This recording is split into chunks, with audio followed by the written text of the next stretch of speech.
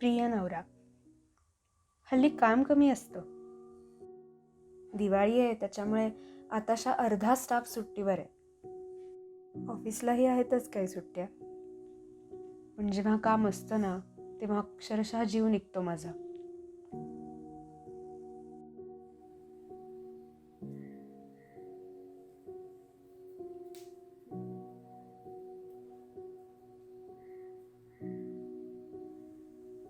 पण आता ऑफिस संपल्यानंतर बाबा मला चहा आणून देतात. त्यामुळे थकवा कुठल्या कुठे निघून जातो माहितीये.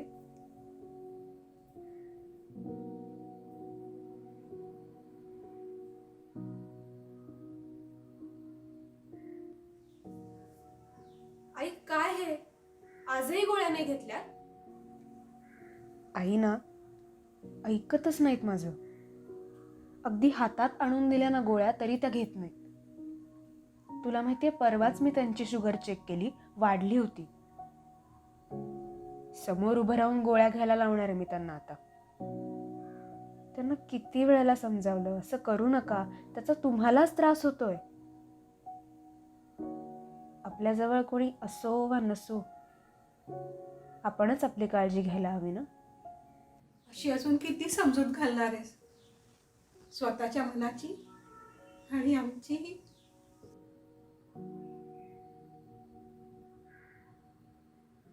आई आज दिवाळी, आज तरी आवरून बाहेर ये.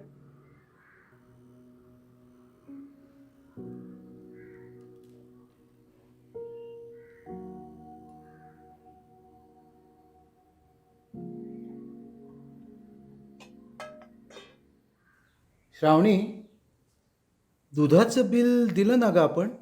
हो, कधीच दिलं. आणि गॅस कधी लावला? गॅस आत्ता 24 तारखेला. 24ला? का हो, काय झालं?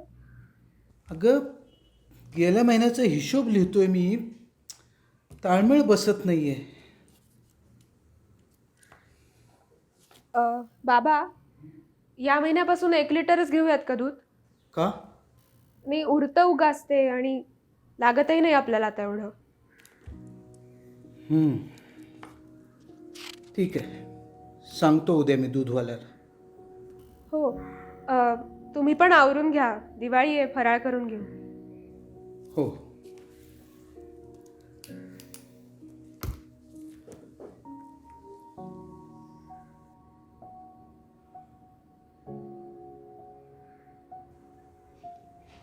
काल जोशी काकू येऊन गेल्या.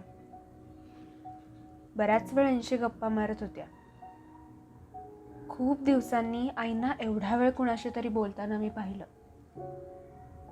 तुला खरं सांगू, आपल्या सोसायटीत ना त्या एकट्याच मला फार सुज्ञ आणि प्रॅक्टिकल वाटतात.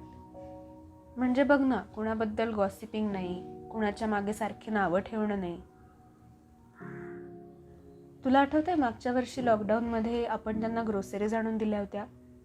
त्याचं केवढं कौतुक होतं त्यांना. अगदी कालही त्यांनी मला बोलून दाखवलं.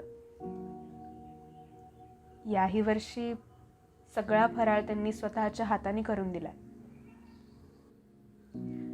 बाय द वे, आई, बाबा आणि मी आमचे वॅक्सिनचे 2ही डोस झाले. हां,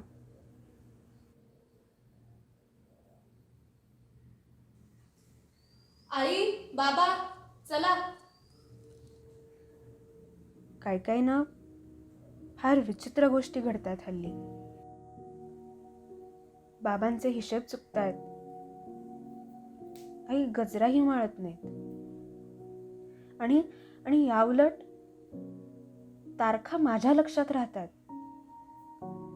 मी खूप विचार केला यावर. हे असं का घडतंय? तेव्हा लक्षात आलं,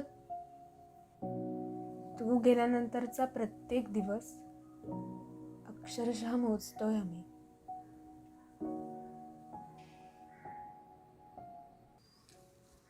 लाडू जोशी काकूंनी दिलेत वाटतं. हो का हो? साखर जरा कमी वाटतेय म्हणून म्हटलं. आईंना शुगर आहे ना, म्हणून कमी गोडाचे दिलेत.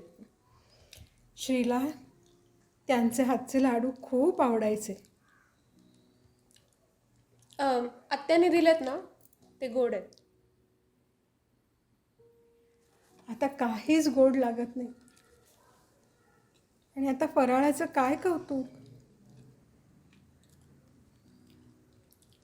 आई, आता आपल्याला पुढे सरकायला हवं, मन घट्ट करून. हे हे असं किती दिवस चालणार?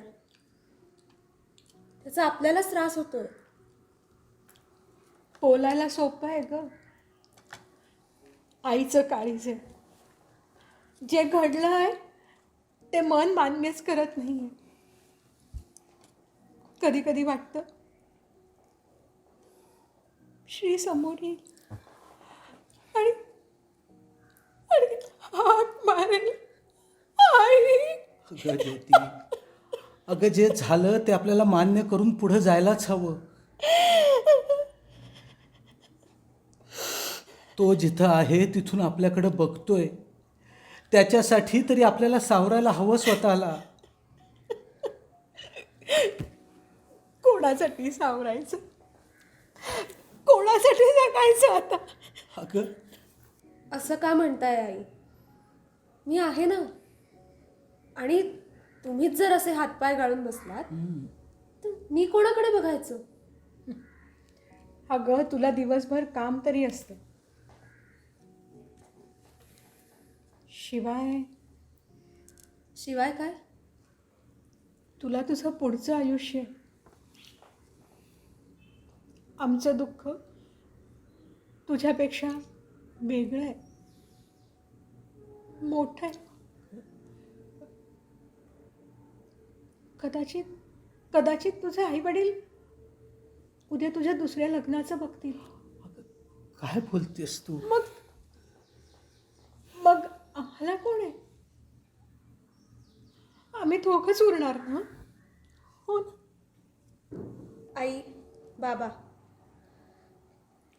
लग्न करायचं का नाही हा खूप पुढचा विचार झाला. मी स्वतः या धक्क्यातून अजून सावरले नाहीये. आणि आत्ता तुम्ही दोघं जण माझी प्रायोरिटी आहात, माझी एनर्जी आहात, माझी जबाबदारी आहात. आत्ता या क्षणाला मला तुम्ही दोघं जण सोडून काहीच महत्त्वाचं नाही. रोज सकाळी हेच सांगत असते मी स्वतःला. काम करण्याची सगळी एनर्जी मला तुमच्या दोघांकडे बघून मिळते. आणि तुम्हीच जर असं बोलायला लागलात तर मी तरी कुठून आणू धैर्य? आणि दुःख कोणाचं लहान कोणाचं मोठं असं नसतंच. मुळी परिस्थिती आपल्या हातात नसते, नव्हती. अगं जाणारा जातोच, तो कुणासाठी थांबत नाही. पण म्हणून आपण असं कुढत बसायचं का?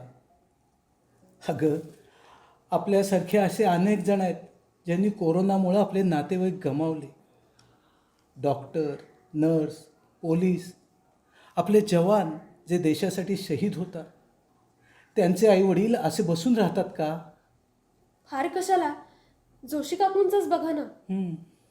त्या एकट्या राहतात, पण त्या किती सक्षम आहेत. तुमच्याशी बोलताना त्यांनी धीर दिला तुम्हाला. इतरांसारख्या तुमच्यासोबत रडत नाही बसल्या. आणि आपण यातून सावरावं म्हणून त्यांनी हा फराळ दिलाय ना. त्याला असं नाकारणं योग्य नाही. अगं आपणच आपल्या मुलांच्या पंखात बळ दिलं, त्यांना इंडिपेंडंट बनवलं. आपण आपल्या मुलाच्या सुखदुःखात त्याच्या पाठीशी खंबीरपणे उभे राहिलो. तसं आता आपल्याला आपल्या सुनेच्या पाठीशी उभं राहिलं पाहिजे, खंबीरपणे. ही हल्लीची मुलं म्हणतात बघ, लाईफ इज सो अनएक्सपेक्टेड. खरं आहे त्यांचं. पण आला दिवस पुढं ढकलण्यापेक्षा आपण त्यात आनंद शोधला पाहिजे. आई, आपणच आपल्यात संघर्ष करण्यापेक्षा परिस्थितीविरुद्ध आपण असं उभं राहायला हवं आता. खरं आहे. तो आज जिथे कुठे आहे तिथे त्यांनी आनंदी राहावं हीच आपली इच्छा आहे ना. आणि त्यातच आपल्या तिघांचाही आनंद आहे. पटतंय मला तुमचं. ही मुलगी आपल्यासाठी एवढी धडपड करते हे कधी माझ्या लक्षातच आलं नाही. माझ्याच दुःखात मी गुरफटून राहिले. पण आता मी ह्यातनं नक्कीच बाहेर येणार आहे. मला थोडा वेळ लागेल, पण मी नक्कीच बाहेर येईन. तुमच्यासाठी आणि माझ्यासाठीही. छान छान. मनावरचं फार मोठं ओझं हलकं झालं. आईबाबांची काळजी करू नकोस, मी आहे. आणि मला माहिती आहे तूही आहेस. दिवाळीच्या तुला खूप खूप शुभेच्छा. तुझीच बायको.